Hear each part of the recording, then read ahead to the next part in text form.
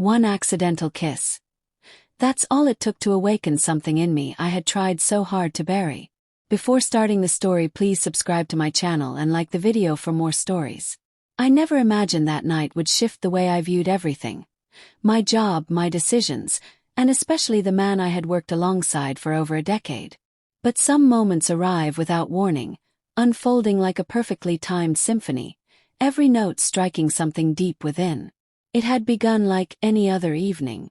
The company's annual gala had just wrapped up, and the city lights twinkled through the wide glass windows of the rooftop venue.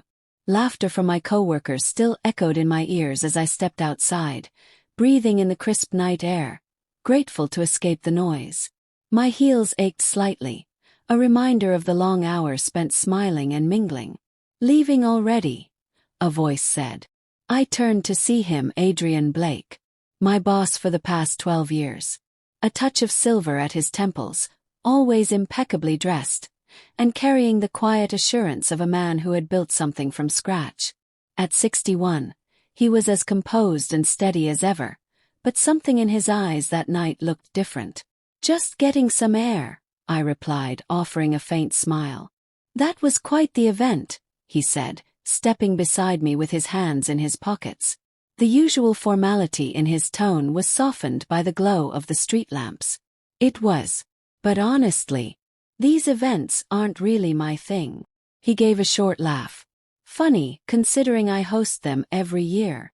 "That's just business," I said with a light shrug. "You, on the other hand, actually seemed like you were enjoying yourself." He glanced at me, amused. "Maybe I've learned to fake it well." We stood in silence for a moment, the city humming around us. Yet, in that quiet bubble, it felt like we were alone.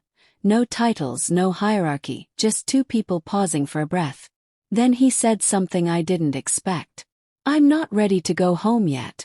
Would you join me for a drink?" I hesitated. It wasn't strange for us to talk outside of work, late-night strategy calls, planning sessions. But this felt different. There was something in his voice, a weight, an unspoken invitation that made my heart skip a beat.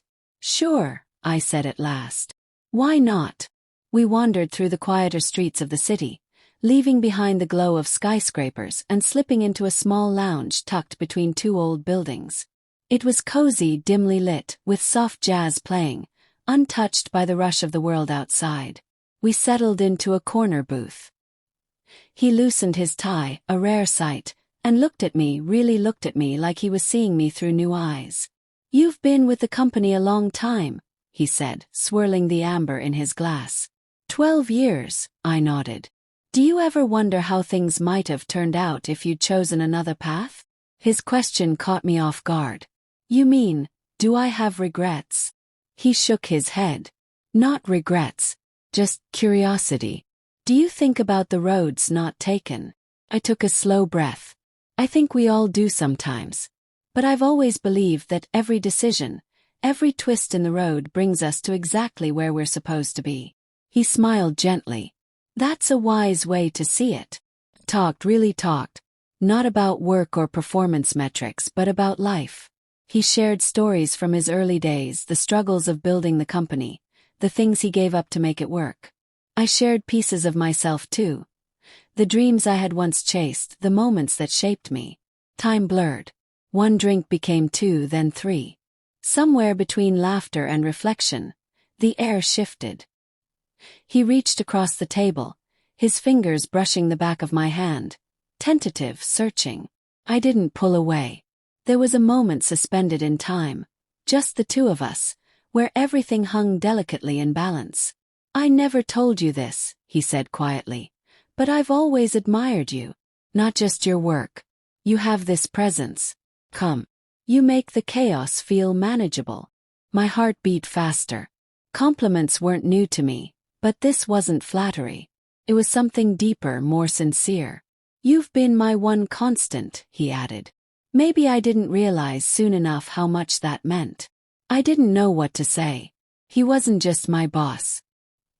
He was a man I had respected for years, someone whose opinion mattered more than I admitted. And yet, here, in this dimly lit lounge, I wasn't thinking about professionalism.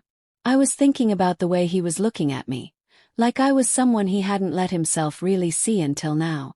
I should go home, I murmured, though the words lacked resolve. He studied me for a long second, then nodded. Let me walk you. The streets were calmer now, the city settling. My building. We paused. Thank you, he said. For tonight. For listening. Smiled. I could say the same. Breath. Hesitation. And then I leaned in, just slightly, just enough. The kind of moment that narrows the world down to two people. Then I stepped back, my breath unsteady.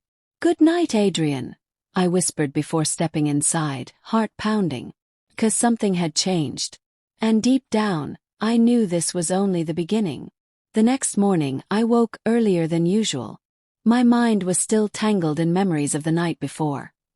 His eyes, his touch, the words he hadn't said but I had felt. For years he had just been my boss.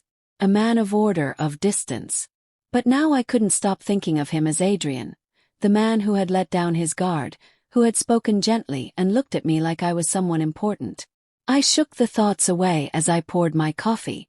Nothing had happened. Nothing could happen. Still, as I walked into the office, the air felt heavier, charged. I spotted him through the glass of his office. He was on a call, but his gaze flicked up and found mine. Was a small, almost imperceptible smile. One only I would notice. The day moved in a blur, but I kept drifting. He visited my desk more than necessary.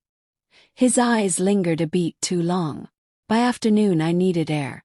I stepped onto the office terrace, letting the chill of autumn bite through my blouse.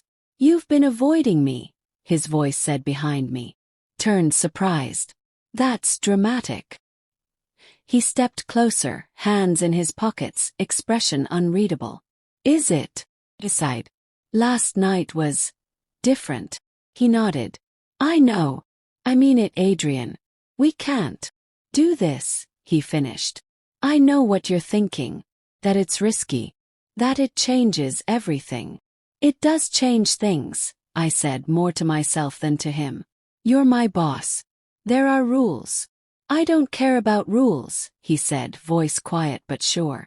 I stared at him. This wasn't the composed executive I knew.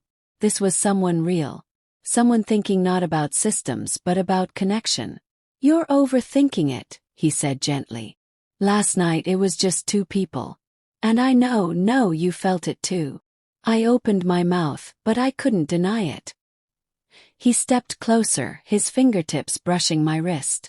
Just a whisper of contact, but it ran through me like a spark. For so long I had built my life around control, around being predictable. But here with him I felt something shift. I don't know where this leads, I said, breath unsteady. Neither do I, he replied. But that doesn't mean we should run from it.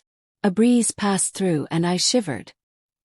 He noticed, slipping off his jacket and settling it on my shoulders. Warm, familiar. Come on, he said with a nod to the office door. Let's get out of here. Now. Why not? I looked through the glass doors at the office, buzzing with routine. I could go back, pretend nothing had changed. But it had. Okay, I said, surprising myself. Let's go. We ended up in a quiet, softly lit restaurant nearby. Low music, whispered conversations. He ordered wine, and as I sipped, I began to relax. So, I asked, what are we doing here? He watched me, that usual unreadable look mixed now with something else. Honestly, he said, I wanted to be somewhere we didn't have to pretend. Pretend? He nodded. That last night didn't mean something. The words settled between us, impossible to ignore. It did, I admitted softly. He looked relieved. Maybe more. Talk. Really talk. About us. I confessed how I'd always put my job first. How I'd convinced myself connection was for others. For people who still had time. He listened, his hand brushing mine again, deliberate. You're not alone in that, he said. And I believed him. By the time we left, the city had quieted. The streets glowed amber in the streetlights, the night wrapping around us. At a corner he stopped. I don't want to rush this, he said. But I don't want to pretend it doesn't matter. My heart was racing. It's complicated. He gave a quiet laugh. That's an understatement. We stood there, surrounded by the stillness of the city. And then, without planning, I stepped closer. Adrian's breath caught. His eyes searched mine. And finally I let myself feel it. The kiss was soft, unhurried, like the start of something we'd both been too careful to name until now.